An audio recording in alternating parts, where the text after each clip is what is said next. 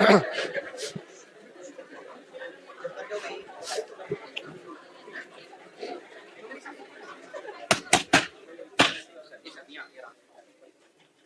वालेकुम। दुरूद शरीफ पढ़ लें।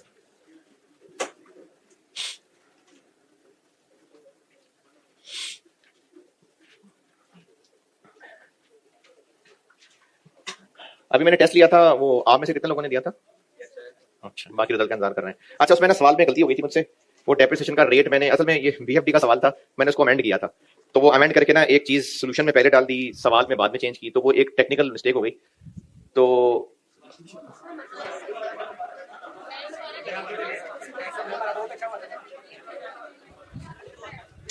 तो इसलिए उसमें ना एक मैंने पॉइंट, ये फाइनल में पॉइंट टेस्ट हुआ था टर्नओवर टैक्स का, तो मुझे लग रहा है कि मुझे सामने लानी चाहिए बात आपके, तो इसलिए वो अब टेस्ट तो चलो ठीक है, वो रिवोक हो गया, लेकिन वो मैं सवाल अमेंड करके तो आपको वैसे सवाल और सोल्यूशन दे देता हूँ।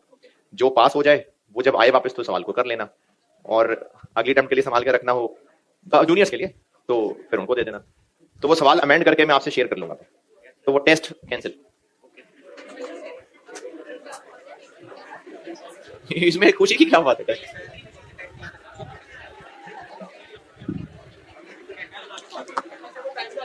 है क्योंकि वो जो पॉइंट मैं इसमें डालना चाह रहा था वो आ ही नहीं सका, तो वो मुझे फिगर्स चेंज करके, तो इसलिए वो दोबारा दूंगा सवाल। मैंने ऑटम 23 का एक सवाल कल कहा था और आपने कस्में वादे किए थे कि आज आप करके आएंगे।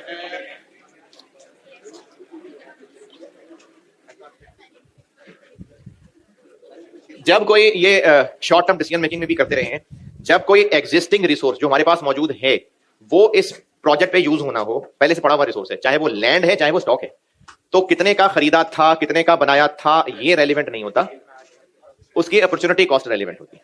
इसीलिए एक स्प्रिंग 19 का सवाल था, वो होमवर्क देकर डिस्कस किया था, उसमें लैंड की अपॉर्चुनिटी कॉस्ट रेलिवेंट ली थी, लैंड कितने की खरीदी थी इररेलेवेंट, और अब हम यहां यूज ना करते तो बेच सकते थे, तो उसकी फेयर वैल्यू रेलिवेंट ली थी।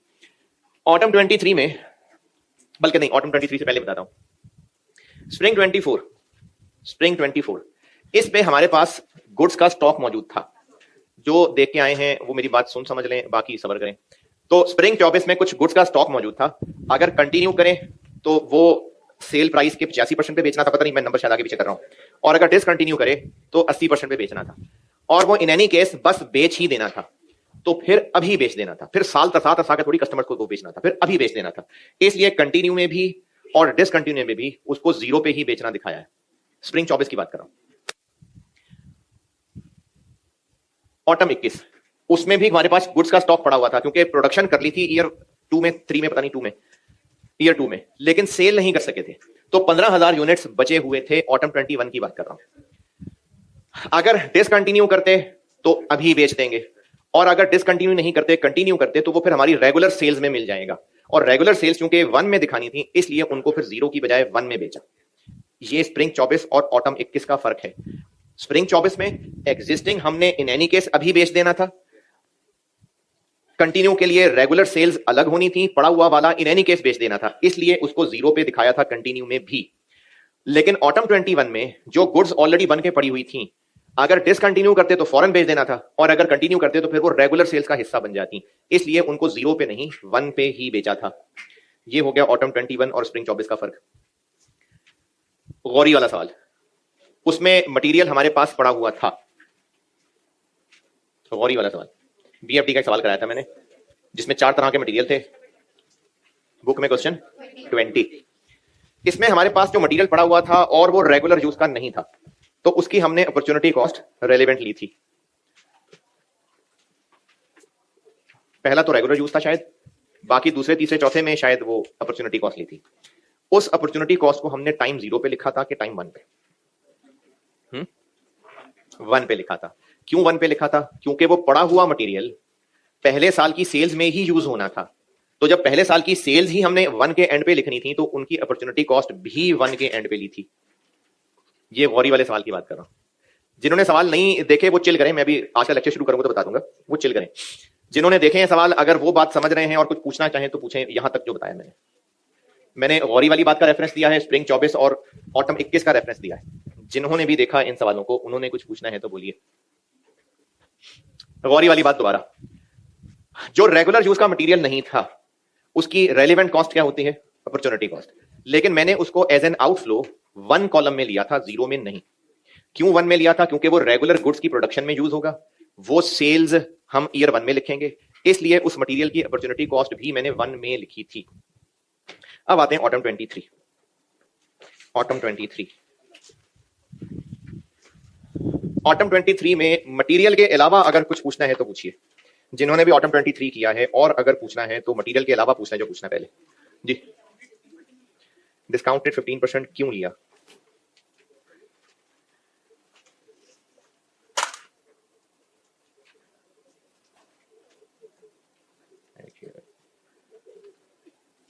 दिखाना यार सवाल, फाइल ही बंद होगी मेरे पास, बुक में दिखा दो, आसानी से देख लूंगा।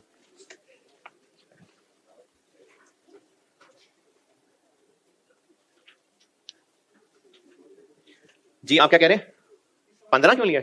20 ले ले, 10 और 20 ले ले, IRR निकालना था बस, एम ही दिल नहीं किया। तो कोई से दो रेट लेने होते हैं ना।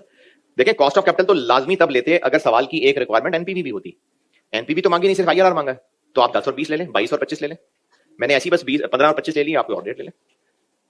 अगर IRR निकालना है तो कोई से दो रेट लेने हैं, उनमें कॉस्ट ऑफ कैपिटल का होना जरूरी नहीं है। मटेरियल, जिन्होंने भी ऑटम 23 करना है डिस्कस, मटेरियल के अलावा पॉइंट नंबर 4 के अलावा, पॉइंट 4 और 5 के अलावा कुछ पूछना है तो पूछिए। इन्फ्लेशन के बारे में क्लियर है, लिखा हुआ है, सारी फिगर्स टुडेज रेट पे हैं। वर्किंग कैपिटल के बारे में भी क्लियर है, उसने कहा इन पे अलग से इन्फ्लेशन कोई नहीं डालनी, बस जो 15% कह रहे हैं वही यूज करिएगा। और फिक्स्ड सेल प्राइस, यूनिट्स, इनमें लेबर, स्किल्ड, अनस्किल्ड। मटेरियल के अलावा कोई सवाल? चले मटेरियल समझाता हूं। दो तरह का मटेरियल लगना है, एक है BW और एक है SB।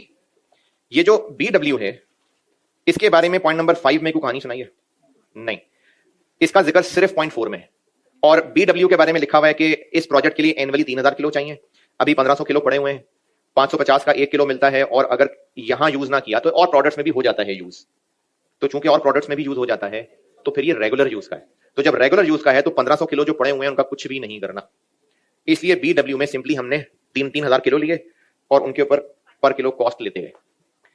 BW okay. SB का जो पॉइंट नंबर 5 में कहानी लिखी हुई है, अगर ये पॉइंट 5 की कहानी ना लिखी होती तो चूंकि ये भी और प्रोडक्ट्स में यूज होता है तो ये भी फिर रेगुलर यूज होता। पॉइंट 5 में लिखा हुआ है ये रेगुलर यूज होता जरूर था, लेकिन जिस प्रोडक्ट के लिए इस्तेमाल होता था उस प्रोडक्ट की बस जिंदगी का आखिरी साल चल रहा है और उस प्रोडक्ट को हम बस बंद करने वाले हैं, फैसला कर लिया हुआ है। However that product will be discontinued at the end of year. ये हम तय कर चुके हैं कि वो प्रोडक्ट बंद कर देंगे, उसके बाद ये हमारे रेगुलर यूज का नहीं रह जाएगा, तो आधा फिर भी बच जाएगा। 1200 किलो स्टॉक में पड़ा हुआ है और जिस प्रोडक्ट में इस्तेमाल होता है उसमें बस 600 किलो चाहिए और फिर वो प्रोडक्ट बनाना बंद कर देंगे, तो बाकी 600 किलो तो बच ही जाएगा और वो हमारे लिए रेगुलर यूज नहीं होगा।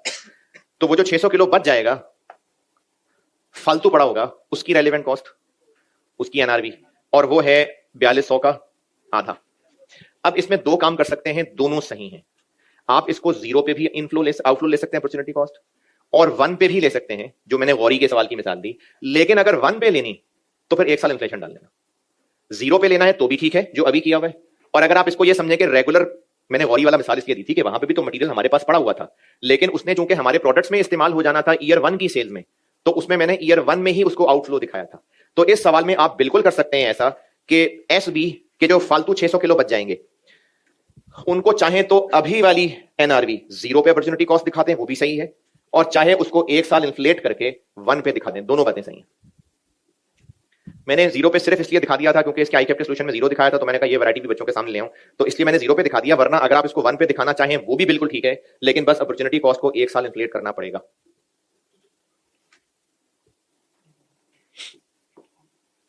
और जो बाकी 600 किलो इस अदर प्रोडक्ट में इस्तेमाल होने हैं, वो मैंने फिर एक नोट भी लिख के दिखाया हुआ है।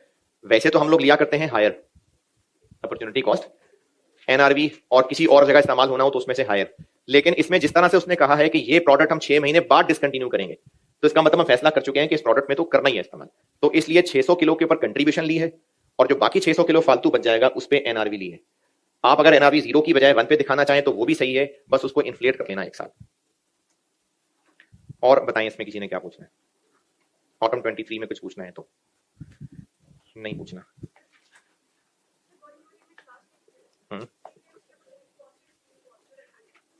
डिस्पोजल कॉस्ट के एनआरवी, डिस्पोजल वैल्यू, हाँ एनआरवी, हाँ 0.0 पे क्यों नहीं दिखा रहे, दिखा ले, इन्फ्लेट ना करना बस। लेकिन उसमें गड़बड़ ये हो जाएगी कि उसमें ईयर 1 में भी सेम प्राइसेस रखने को कहा था, तो होना तो उसको 1 पे ही दिखाना, लॉन्ग टर्म डिसीजन मेकिंग है ना, इसलिए 1 पे ही दिखाना है क्योंकि रेगुलर प्रोडक्ट में वो इस्तेमाल हो जाएगा, इसलिए उसकी अपॉर्चुनिटी कॉस्ट दिखा रहे हैं।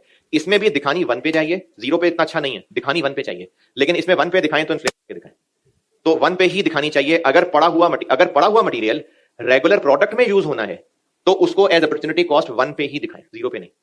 इस सवाल में भी इसको 1 पे कर लें लेकिन इन्फ्लेशन डाल के। अच्छा, कॉस्ट ऑफ कैपिटल पढ़ा रहा हूं आपको, और कॉस्ट ऑफ कैपिटल ही है सिलेबस में, लेकिन एक टॉपिक है बिजनेस वैल्यूएशन, ये बीएफडी का, ये एमएफए में नहीं है, लेकिन पास्ट पेपर्स के कुछ क्वेश्चंस में इस वैल्यूएशन की टेस्टिंग हो जाती है, तो सिर्फ क्वेश्चंस में इस्तेमाल होने की वजह से मैं आपको थोड़ी सी ज्यादा तफसील नहीं वैल्यूएशन ऑफ शेयर्स बताने लगा। ये एमएफए का टॉपिक नहीं है, ये बीएफडी का है, लेकिन सवालों के अंदर इसका इस्तेमाल है, और एग्जामिनर ने भी ये सोच के इस्तेमाल किया हुआ है कि उसी फार्मूले में मार्केट वैल्यू पता होती थी तो केई निकाल लेते थे, तो अगर केई गिवन हो तो मार्केट वैल्यू निकल सकती है ना, बस इसी उम्मीद पे वो सवालों में टेस्ट कर लेता है।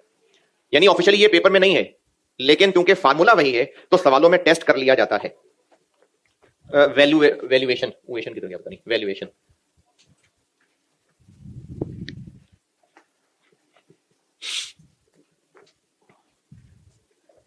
अच्छा, ये जो मैंने कहानी बोली है ना, ये लिख लेना, वरना बाद में आप सोचेंगे कि वैल्यूएशन एमएफए में कहां है। तो बिजनेस वैल्यूएशन एमएफए में नहीं है, बीएफडी में है, लेकिन कॉस्ट ऑफ कैपिटल के क्वेश्चंस में ये टेस्ट हो जाता है, इसलिए बता रहा हूं बस, वरना ये एज अ टॉपिक नहीं है सिलेबस में।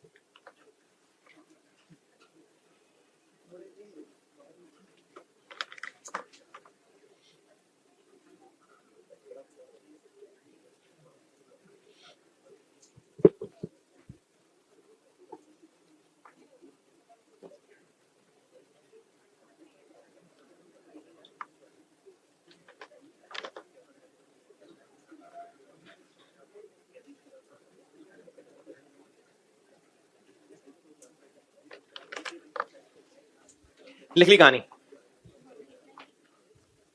सवाल लिखे।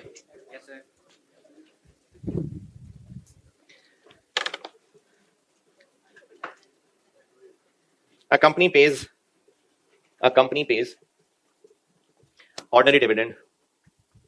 A company pays ordinary dividend of 8 रुपए per share, rupees 8 per share every year.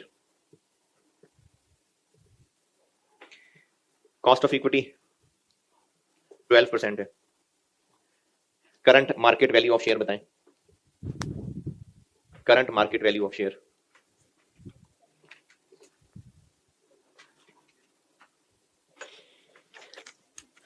अच्छा, आप देखें, वैल्यूएशन तो मैंने नहीं सिखाई ना, लेकिन जो केई का फार्मूला था उसी से उल्टा चल रहे हैं। हर साल डिविडेंड देते हैं, यानी ये नो ग्रोथ वाला, तो इसमें एम भी निकालनी है। 8 रुपए over 12%।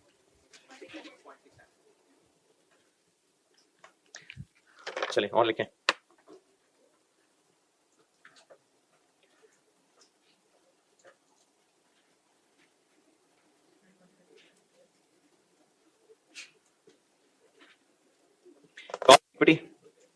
cost of equity 10%,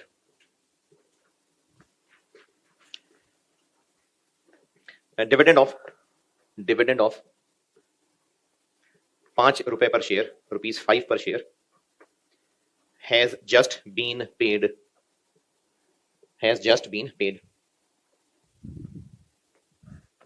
Annual growth rate for dividend. Annual growth rate for dividend 4%, 4%. Current market value of share बताएं. Current market value of share.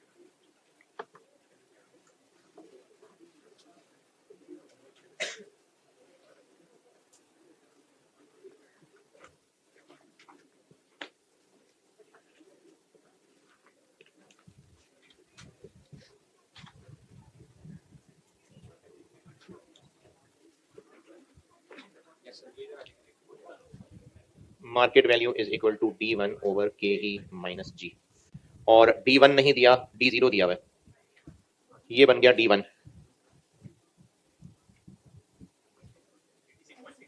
86.6। तो वही KE वाला फार्मूला, उससे वैल्यू भी कैलकुलेट हो सकती है रिवर्स सेल पे।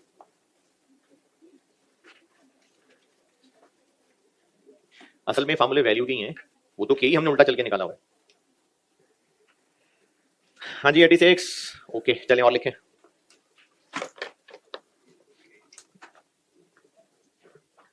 RM 16%, RM 16%, RF 7%, equity beta of company, equity beta of company, ये मैंने आपको बीटा का नाम बताया था, इसको इक्विटी बीटा कहते हैं। Equity beta of company 1.45, 1.45।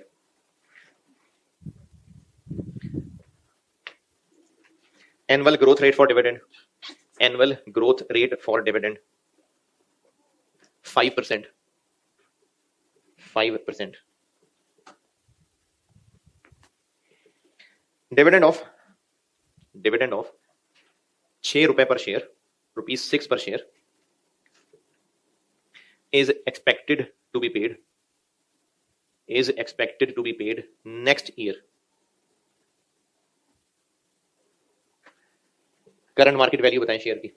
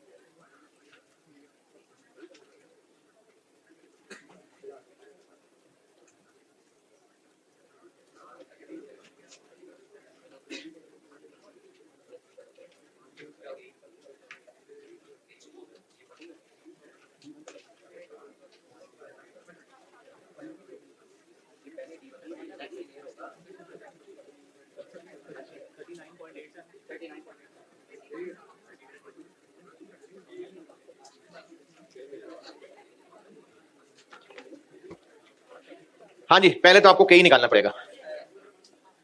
R F plus 1.45 16 minus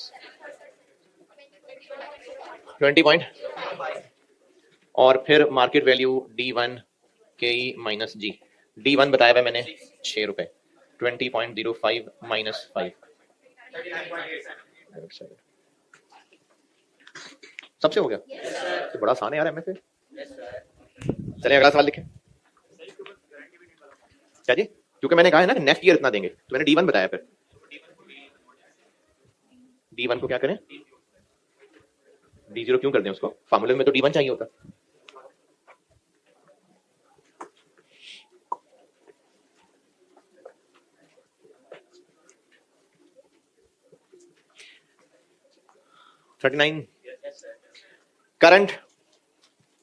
current annual growth rate for dividend, current annual growth rate for dividend 5%.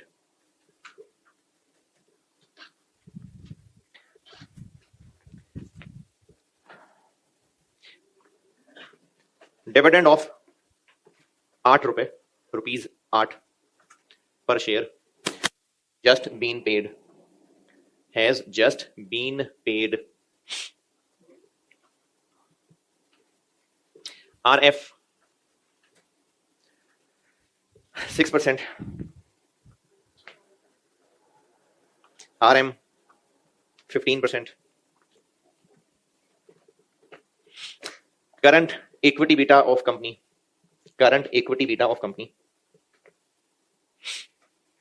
1.4.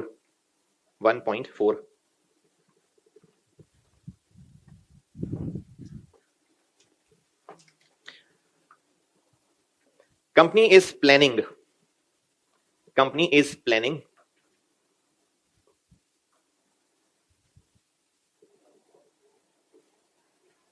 to set up a new project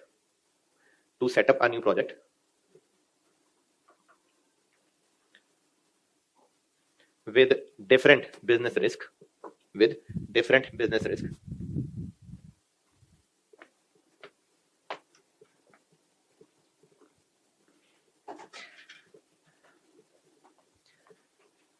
As a result of this new project,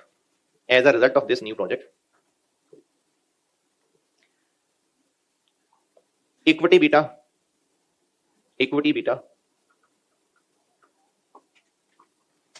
will increase to ये नया beta निकालना, ये BFD level पे है, आपको ये given होगा, will increase to 1.6.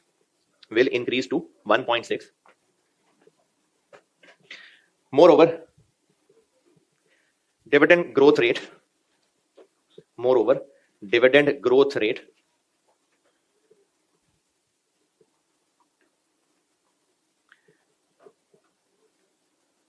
will change to, पहले कितना? अच्छा 4%, will change to 4%. आपसे रिक्वायर्ड है number 1, calculate current share price,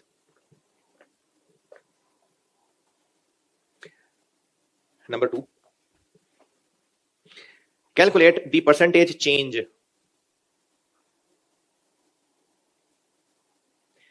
in share price, if effect of new project is incorporated.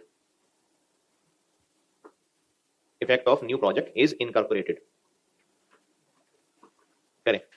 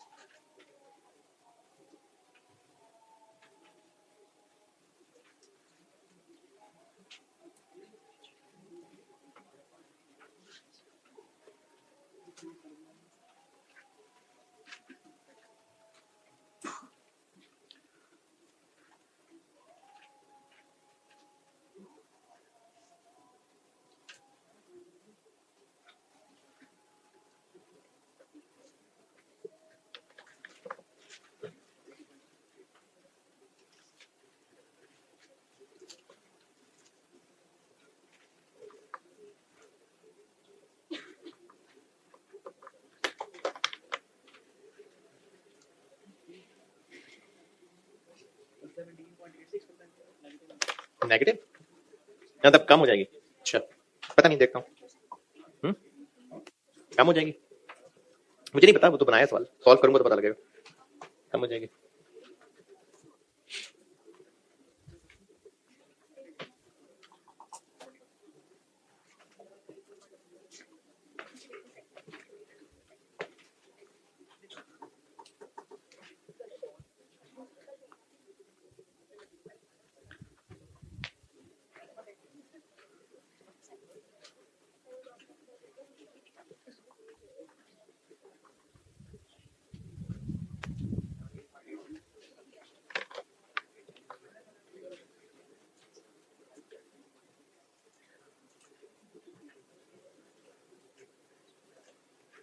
आज मंगल है यार, मेरी कोशिश तो पूरी है कि कॉस्ट ऑफ कैपिटल पढ़ के ही जाएं सारे,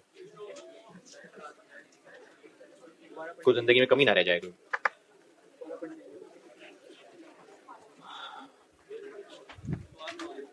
सैटरडे को कराऊंगा दुआ।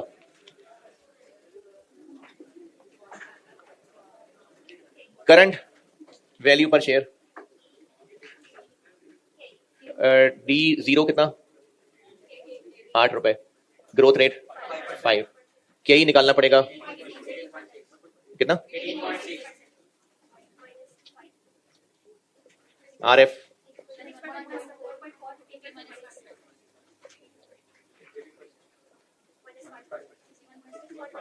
7 6। चूंकि बीटा चेंज हो जाएगा तो के भी चेंज हो जाएगा, के चेंज हो जाएगा इसलिए वैल्यू भी बदल जाएगी। 8 रुपए इंटू 1.04 और नया के ही होगा 1.6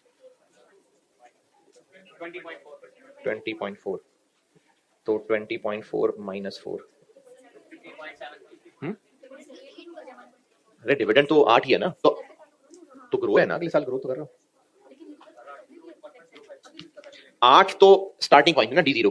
अगर अभी प्रोजेक्ट लगा दिया तो अगले साल का डिविडेंड तो 4% ग्रो करेगा ना। प्रोजेक्ट चेंज का असर ये ग्रोथ रेट पे आएगा ना। हाँ अगर मैंने ये 8 रुपए D1 बताया होता तो फिर मैं नया D1 बताता। हम D1 चेंज कर तो रहे हैं। कितना बना आंसर, 50 पॉइंट। इस नए प्रोजेक्ट की वजह से शेयर की प्राइस में कमी आ जाएगी। अरे पहले रुपए तो बता दें, कितने रुपए कमी आ जाएगी, कहां से कमी आएगी, 61 से, तो दिस डिवाइडेड बाय दिस 17.86, इतनी डिक्रीज आ जाएगी। अच्छा एक वैल्यू का सवाल और लिखें, और ये MFA लेवल का नहीं है, मैं सिर्फ एहतियातन इखलाकन करा रहा हूं। ये BFD लेवल का है, सिर्फ एहतियातन मैं आपको MFA में दिखा रहा हूं, वरना ये बहुत है MFA की हद तक। एक सवाल और ये सिर्फ एहतियातन, अखीर एहतियातन सवाल है।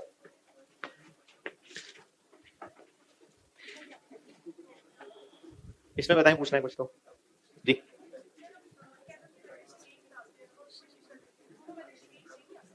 नहीं नहीं, आपके लिए सेम नहीं आता या नहीं आना चाहिए। हाँ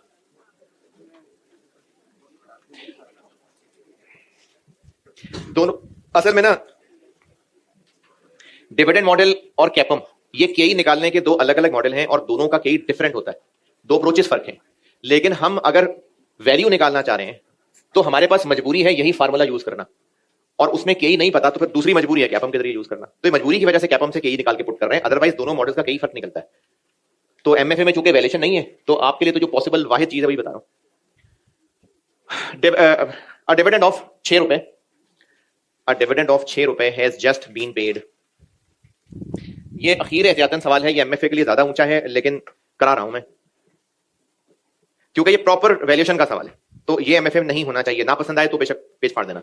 a dividend of कितने पता नहीं, 6 रुपए has just been paid। KE 16% है, 16%। dividend will grow by 7% in year 1, 6% in year 2, 5% in year 3 and 3% per year, 3% per year for year 4 onwards. मुझसे रिक्वायर्ड है करंट वैल्यू ऑफ शेयर. बुजुर्गों की assumption क्या है वैल्यू के बारे में, कि वैल्यू कैसे निकली हुई है? फ्यूचर कैश फ्लोज की पीवी. फ्यूचर कैश फ्लोज में आज से साल बाद मिलेगा कितना? कितना? 6.42. फिर उससे अगले साल 6 रुपए को 7% बढ़ाया, फिर इसको 6% बढ़ाया, फिर इसको 5% बढ़ाया 7.15, और चौथे साल इसको 3% बढ़ाया 36. के कितना है? तो ये एक साल बाद मिलेगा 1.16, ये 2 साल बाद मिलेगा, ये 3 साल बाद मिलेगा,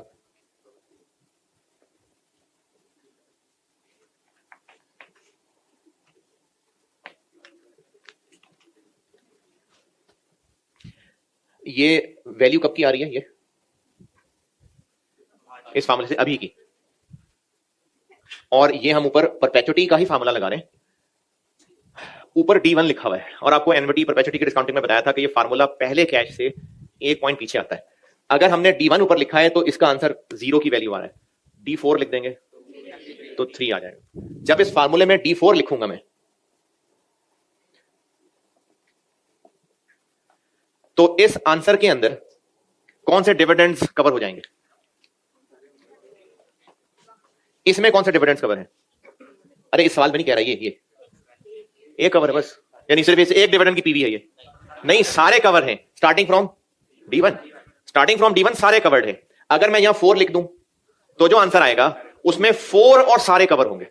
तो इस फार्मूले के आंसर में चौथा और बाद वाले सारे कवर हो गए, लेकिन जो इसका आंसर निकला वो टाइम 3 पे निकला. ये चौथे, पांचवें, छठे सारे डिविडेंड्स की पीवी आ गई, ये तीसरे की, ये दूसरे की, ये पहले की, और इन सब का ग्रैंड टोटल किया तो वो सारे डिविडेंड की पीवी बन गई.